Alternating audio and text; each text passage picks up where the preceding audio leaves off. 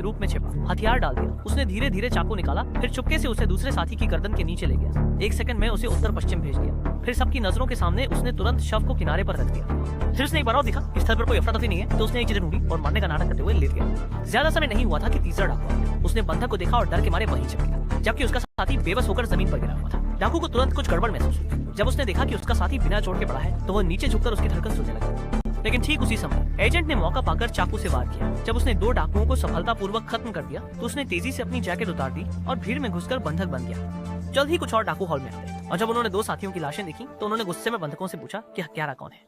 यह कदम ठीक एजेंट के जाल में फंस गया और उसने तुरंत कहा कि उसे पता है कि यह किसने किया।